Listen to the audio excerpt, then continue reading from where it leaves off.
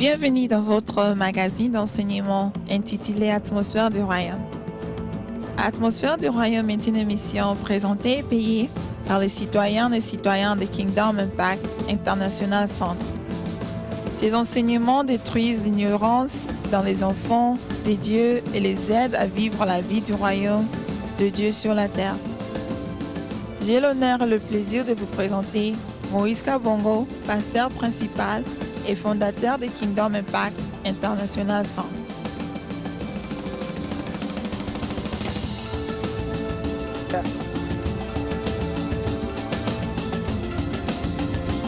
Wow. Bonsoir mes frères et sœurs, partout où vous êtes et vous nous suivez dans ce programme appelé Atmosphère du Royaume, en anglais Kingdom Atmosphere. C'est votre magazine d'enseignement, d'information, de culture pour les francophones vivant aux États-Unis. Et pendant 2 semaines, nous avons eu le privilège d'avoir un des signataires du traité de Nice. Traité de Nice qui a fait couler beaucoup d'encre, traité de Nice qui a fait couler beaucoup d'insultes, d'incompréhensions, de malheurs et de cassures.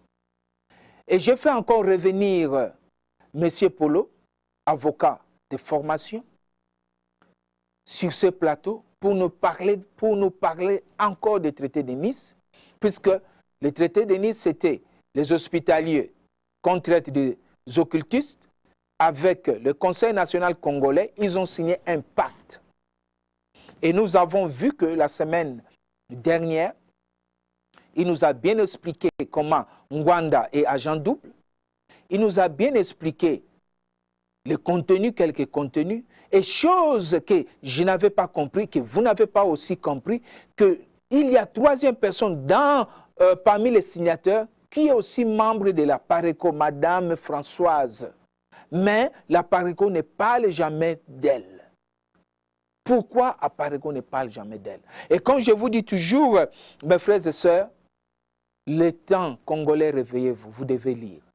Je vous présente encore l'esprit de leadership, Mupepe Yassika, la nouvelle génération. Et je vais vous dire un secret avant que je présente mon invité, puisque c'est son dernier samedi. Le leadership de notre pays a échoué puisque le leadership spirituel de notre pays a échoué. Tant que le leadership spirituel d'un pays échoue, cela a des conséquences sur le leadership politique. Voilà nos leaders spirituels. Ils s'accusent entre eux, des autres sont même en prison. Et c'est pourquoi nous, les pasteurs qui ne prêchent pas la religion, qui prêchent le seul vrai message que Jésus a enseigné, le royaume, nous sommes Mupepe Yassika, la nouvelle génération, incorruptible, les hommes d'intégrité et de caractère. Alors j'ai écrit l'esprit de leadership et j'ai aussi écrit Détruire in You pour découvrir l'identité, le potentiel dans l'homme. Et aussi je demande à tout Congolais de lire ce livre. Un leader, c'est celui qui lit. Vous êtes leader même quand vous êtes un père de famille, vous êtes leader dans votre famille. Le livre de Charles Onana, c'est Europe, crime et censure au Congo. Il faut lire ça. Vous allez comprendre beaucoup de choses. Alors, bonsoir, M. Polo. Bonsoir, Pasteur Moïse. Alors, enchanté de vous retrouver. Ce dernier samedi, on va parler aujourd'hui du Conseil national. Nos téléspectateurs vous connaissent très bien. J'ai vu combien de téléchargements dans l'Internet. Alors, c'est quoi le Conseil national et comment vous êtes arrivé à organiser cela? C'était votre magouille, votre kinzonzi avec l'argent. Comment vous vous êtes choisi un peu? Puisque personne n'était au courant. Qui vous a choisi? Expliquez-nous tout ça. C'est un peu bizarre dans tout ça. Pasteur Moïse, dans les 2 émissions antérieures, je revenais sur un point en disant que le Conseil national congolais, c'est un mouvement de libération nationale. Comment on y est arrivé? Il y a la confrérie des hospitaliers qui est à Nice, qui est très impliquée dans des opérations humanitaires. Et comme il y avait une connexion, donc un Congolais qui était avec eux, il les a convaincus pour qu'ils aillent au Congo. Et qu'à partir du Congo, lorsqu'ils installent leur ambassade, leur siège dans l'île de Mateba, qu'ils soient capables de faire leurs opérations humanitaires à travers le monde. Mais maintenant, Il était tout seul, isolé. Il faut avoir un groupe de Congolais. C'est la raison pour laquelle il va contacter la PARECO, il va contacter l'UDPS. Et aussi maintenant, il cherchait donc des indépendants. Mais pourquoi il n'a pas cherché aussi Vital Kamerhe? Bon, parce que son attention, c'était plus sur la PARECO et sur l'UDPS. Pourquoi pas donc Vital Kamerhe? D'après donc l'agent donc de transmission, c'est qu'il disait que Vital Kamerhe, oui, il est très brillant, il sait convaincre la population, mais il y a une origine douteuse, qu'il aurait donc des origines Hutus, et qu'on ne pouvait pas l'impliquer donc dans cette histoire. Donc on voulait absolument donc avoir des vrais Congolais, des gens qui n'ont pas un sang ni Tutsi ni Hutu, mais qui sont donc des vrais Congolais, pour que la population donc congolaise soit beaucoup plus à l'aise. Ça, c'est le choix. Alors, voyez-vous, ils visent la PARECO, ils visent l'UDPS. Et les gens se posent la question, mais comment il va contacter, comment il va viser Maître Georges Paul qui est râlé? Et ça, c'est la grande question. Ouais. Mais ça, une seconde. Vous êtes caché ici aux États-Unis. Pas caché quand même, c'est quand même loin les États-Unis. Ici, moi, je suis pasteur aussi ici. Je suis arrivé à vous connaître en lisant les traités de Nice. Et en checkant, j'ai vu que vous êtes ici à Raleigh. Mais comment vous avez été piqué parmi la masse politicienne? Comment vous avez été piqué? Et pourquoi Maître Polo? Oh, très bien, une très bonne question. Je vis ici dans la ville de Raleigh. Maintenant, je suis donc à ma 12e année. Et je suis donc l'un des notables de cette communauté. Vous savez, je suis même donc, voilà, membre d'un parti politique. Et quand ce parti a été créé, donc je suis le tout premier secrétaire général du parti congolais. Mais vous dites que vous êtes membre, attends une seconde, puisque c'est le dernier, vous dites que vous êtes un des notables de la communauté de Raleigh. Alors que nous qui sommes de nouveaux, nous avons constaté que dans la communauté de Raleigh, Boyoka Nezalité, il y a les Bandibou, il y a les Bayombe, divisés, les Bayombe sont entre eux. Même il y a des églises qui sont Bayombe, il y a des églises qui sont Baluba, il y a des églises qui sont Batoabandundu, tout ça. Vous êtes notable. C'est pourquoi, avec cet esprit de division, vous avez été piqué. Non. Pour le Conseil national. Pas dans l'esprit de division. Raleigh, c'est une ville de beaucoup de turbulences. Vous trouvez des personnes qui ont des connexions donc, à travers le monde, cette ville. Vous allez la découvrir. Il y a beaucoup de connexions. C'est là que je voulais attirer votre attention. Et même M. Ngwanda, quand il commence son mouvement, il voulait avoir donc des gens pour le représenter ici en Caroline du Nord et dans la ville de Raleigh. Et moi, justement, donc, en tant que donc, un des notables de la communauté, moi, j'étais contacté. Donc, il y a les gens d'Apareco ici. Il y en a. Alors, les gens d'Apareco, je vous lance une invitation. Venez pour contredire Monsieur Polo sur ce plateau. Nous sommes ouverts. Vous avez notre numéro de téléphone et le site de notre église. Contactez-nous pour venir contredire Maître Polo. Alors, Pasteur Moïse, c'est un élément important. Donc, à son temps, moi, j'avais été contacté par les gens de la PARECO pour être avec eux. J'avais décliné l'offre parce qu'on me parlait d'un coup d'État imminent. Et d'après mes sources, je leur avais dit, je ne croyais pas à ce coup d'État. Que M. Ngwanda, qui cherchait donc voilà l'endossement d'Israël, je leur avais dit, d'après mes informations, il ne sera pas endossé. Donc, je ne fais pas partie. Sinon, je serais donc voilà, de la PARECO depuis longtemps. Okay. Il y a cela 7 ans. Alors, pourquoi on vous a choisi? Maintenant, comment je vais être choisi? C'est pour vous dire que la ville, elle est turbulente. C'est comme aussi, voilà, je suis dans ma maison, je suis contacté. Et je suis contacté, on me connecte avec un monsieur qui cherchait les gens pour l'accompagner dans son projet politique. Donc, c'est toujours à cause de mes interventions dans la ville. Je discute beaucoup dans des assemblées générales de la communauté. Je suis bouillant. Et non, vous êtes bouillant. Oui, alors, quand vous êtes bouillant, il y en a qui m'apprécient, il y en a qui m'apprécient, il y en a qui ne m'aiment pas. J'essaie, mais dis-moi, ceux qui m'apprécient, c'est eux qui parlent de moi au point que quand il y a un politicien qui atterrit dans la ville, s'il vient, n'est-ce pas, voilà, pour s'adresser à la communauté, je vous dis, j'ai toujours l'information, je suis toujours invité. C'est dans le cadre de cette connexion où je vais être surpris pendant que donc, voilà, je suis chez moi. Je reçois un coup de fil de quelqu'un que je ne connaissais pas. Ok. Et je vais découvrir la personne qui a fait la connexion. C'est lorsque je suis à Nice que je découvre la personne. Vous connaissez la personne? Absolument. Ok. Je ne vais pas les citer ici. Bon, merci pour raison de sécurité. Mais comment, avant même de signer, vous êtes signateur, vous avez vraiment, avec votre conscience tranquille, pris vraiment le temps de lire et d'analyser le contenu de ce traité de Nice, bien que vous avez bien expliqué que ça devrait être d'abord soumis au Parlement, si le Parlement rejette, mais je sais avec les pactes, puisque je ne comprends pas. Expliquez-nous. le Conseil national, qui vous a donné d'abord le pouvoir de signer un pacte au nom du peuple congolais? Quelques individus. Pasteur Moïse, quand ce groupe d'individus arrive à Nice, 7 de la Pareco, je crois, si ma mémoire est bonne, je dois compter 7 de la Pareco, 4 de l'IDPS, 5 indépendants. Je ne crois pas que je me trompe de mes calculs. Mais le total, ça fait 15. Lorsque nous arrivons à Nice, la première chose, je vous ai dit, c'est qu'il faut écouter le partenaire. Qu'est-ce qu'il veut? Le partenaire, il dit, nous avons notre souveraineté avec nous, avec tous les pouvoirs. Mais nous n'avons pas de territoire pour implanter notre siège, notre ambassade, notre cité. Et pourquoi ils ont choisi les Congo? Maintenant, nous étions donc, ils disent, ils étaient donc dans un programme et on leur a proposé une place dans la Russie, tout comme au Madagascar. Parce que la Russie donc, a une histoire avec les Australiens depuis très longtemps. Mais Madagascar aussi dans le... Oui, mais ils ont décliné l'offre, je vous ai dit, à cause du Congolais qui est avec eux. Ça faisait déjà donc plus de 5 ans qu'il est avec eux. Il les a convaincus qu'il n'y a qu'à travers ce projet, il n'y a qu'à travers les programmes des Australiens que le Congo peut être libéré. Parce que, je vous ai dit dans les séances antérieures, il y a un régime qui s'implante là au Congo. Donc, il faut mettre ensemble les Congolais pour que eux se constituent en Conseil national congolais. Donc, vous ne pouvez pas parler donc, au nom de qui que ce soit si vous ne vous constituez pas en Conseil national congolais. Vous pouvez utiliser n'importe quel nom, mais il faut avoir donc les statuts des mouvements de libération nationale. Donc, mais comment seulement l'UDPS, la Pareco et les indépendants, mais il y a aussi, vous avez exclu beaucoup de partis politiques. Ils n'étaient pas aussi représentés là-bas. Comment vous pouvez vous faire Conseil national congolais, signer des pactes dont le contenu est quand même...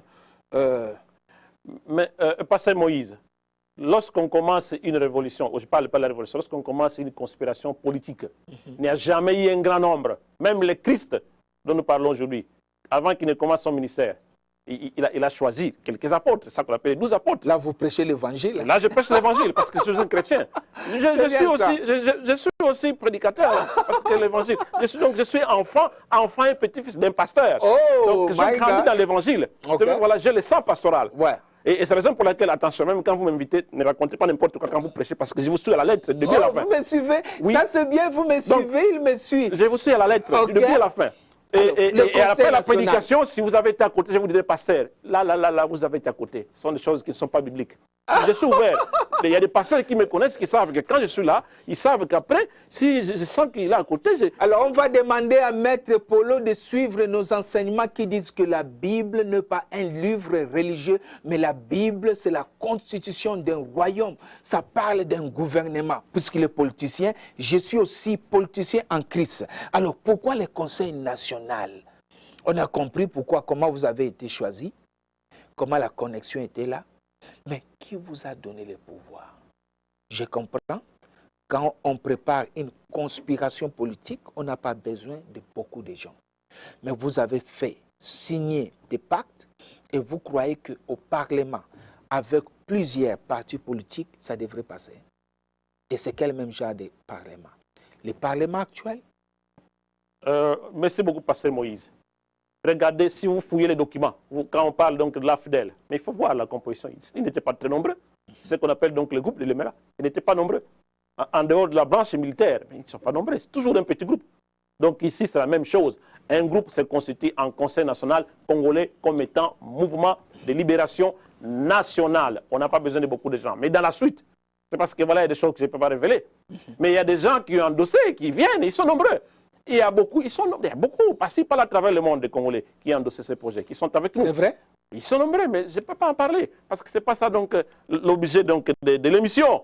C'est vous dire que quand nous disons Conseil national congolais, lorsqu'il y a prise de pouvoir, ce n'est pas un groupe donc, de 9 personnes qui apparaissent, ou 10 personnes, ou 15 personnes qui va diriger un pays. Le Congo, il est grand. Et il faut mettre des structures stables pour restaurer l'autorité de l'État. Mais ces gens viendront d'où? Qui vont occuper des postes. Ils viendront donc de par ailleurs. C'est vous dire que beaucoup donc de gens viennent après sont recrutés. Mais je vous l'ai dit encore, c'est que quand une conspiration politique est mise en place et n'a pas de valeur tant qu'il n'y a pas prise de pouvoir. Ok. Et dommage qu'aujourd'hui, on commence donc voilà, à discuter sur le traité de Nice, parce que ce travail-là, il est dévolu à un Parlement. Donc, la conspiration, quand elle existe, je le répète, j'insiste, bon, la nanga malamo, ce qui est la conspiration politique, il y a liboso, il faut besoin de kondi. Ce qui est besoin de kondi, si manango, ba document nyonso obo sali donc à l'étranger, bon, memi yango na Parlement pour te discuter point par point, article par article. Donc, c'est différent d'une conspiration politique qui est faite à l'intérieur du pays. Parce que là, si vous êtes dans les structures de l'armée, vous savez, le chef d'état-major de l'armée congolaise, il peut se réveiller matin ou un de ses adjoints pour dire que voilà, il fait son coup d'état. Mobutu l'avait fait, il était sur place. Là, c'est facile. Okay, mais à l'extérieur, ouais, Maître Polo, j'ai une question. Une préparation. Voilà, j'ai une question que je vais poser à M. Polo. Est-ce que nous pouvons parler ici d'une hypocrisie politique de la part de l'UDPS, puisque l'UDPS prône toujours la non-violence, parle toujours de la non-violence. Mais nous trouvons ici dans ces traités, l'UDPS a signé des traités qui ne prônent plus la non-violence, mais qui devraient prendre des pouvoirs avec les armes. Expliquez-nous. Oui, Pasteur Moïse, nous avons eu cette discussion quand nous sommes arrivés à Nice pendant la plénière de la négociation. Ouais. Donc, en constituant le Conseil national congolais, on va se rendre compte qu'en fait, il y a 3 blocs. Pour les gens de l'UDPS, ils disaient que oui, nous allons constituer le Conseil national congolais. Mais le but primordial, c'est donner l'impérium à M. Etienne Tshisekedi parce qu'il a gagné les élections. Mais aujourd'hui, il a prêté serment à limiter dans sa maison, mais il lui manque l'impérium. Mais comment les hospitaliers devraient aider M. Tshisekedi d'avoir l'impérium? Comment?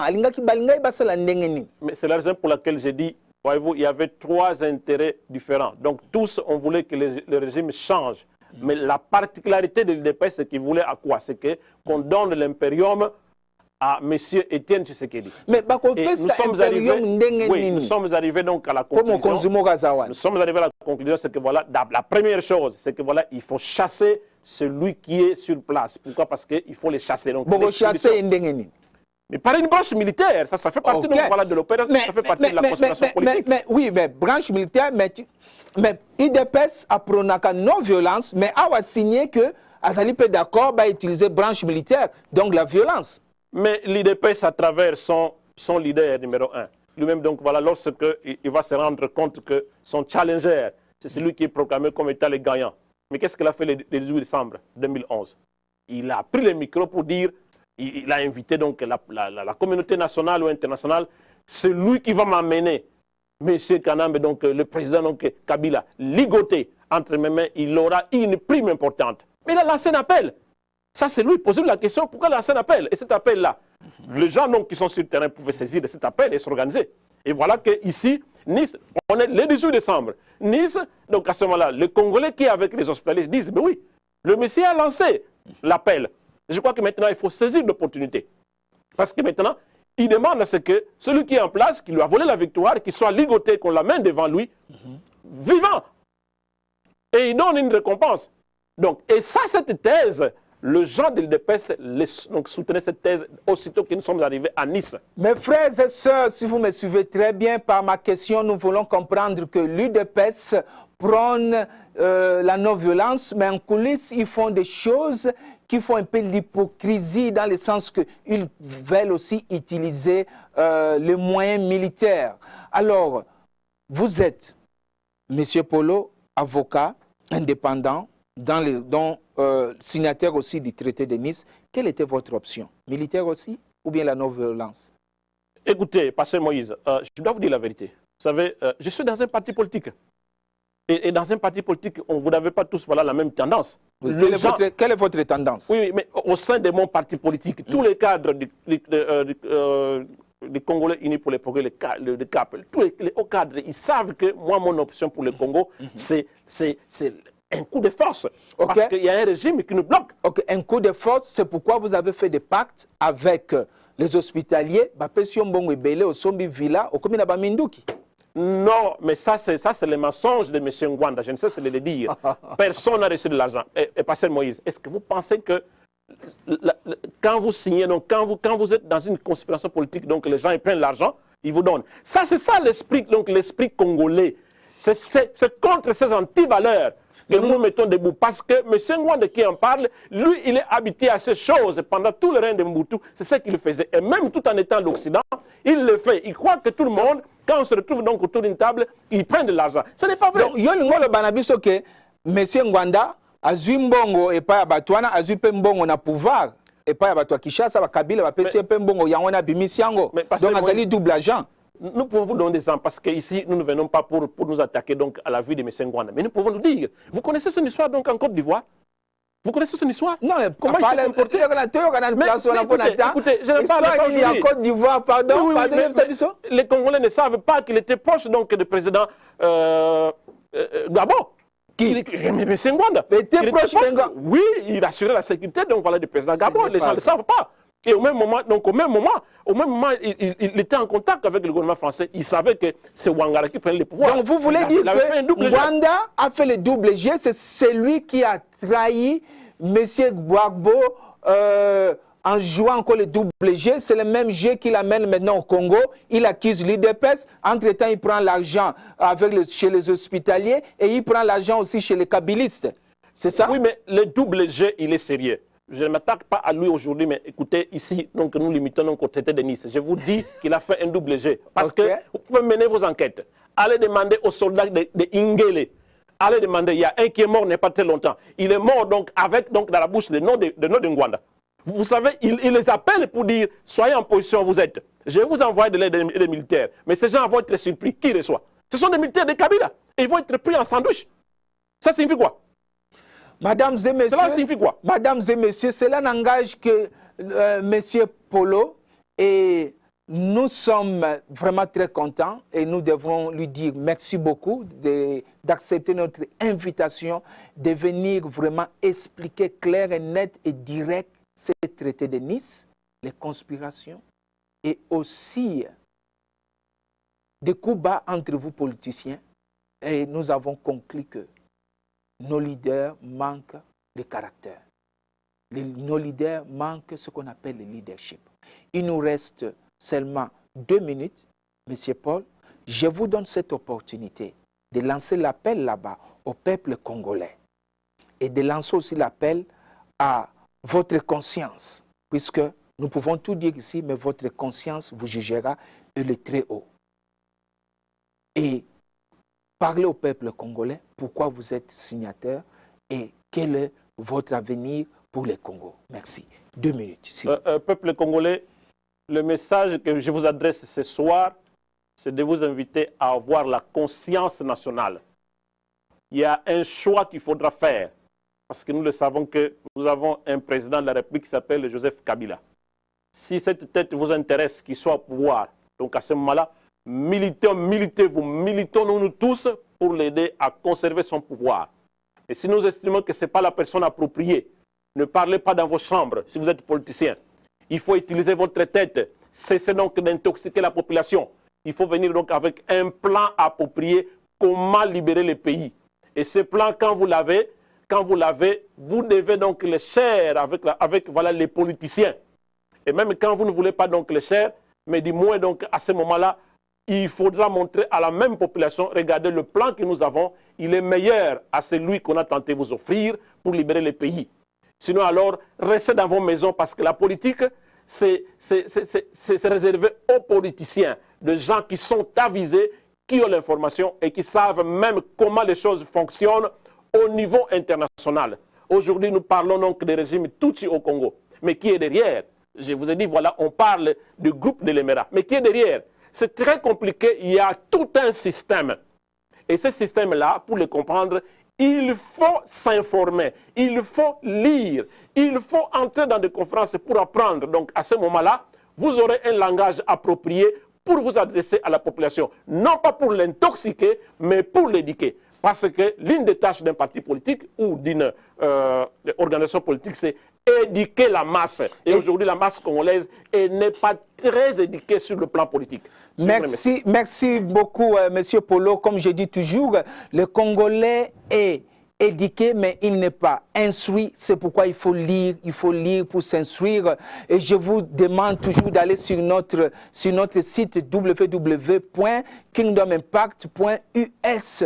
Commandez ce livre, l'esprit de leadership, puisque pour voir le vrai même concept, le leadership. Et si vous parlez anglais, trouvez ce livre, The True You in You, l'identité, c'est ça qui manque beaucoup dans nos politiciens. C'est pourquoi vous avez vu des accusations de gauche à droite. Et lisez aussi les livres de Charles Onana. Mes frères, comme je disais, nous avons besoin de politiciens qui ont le caractère, des hommes intègres. C'est pourquoi nous avons ouvert ces plateaux de télévision américaine pour donner l'opportunité dans cette ville de râler à tous les politiciens, à toutes les églises, des leaders d'opinion, les pasteurs, des businessmen pour venir ici vous exprimer.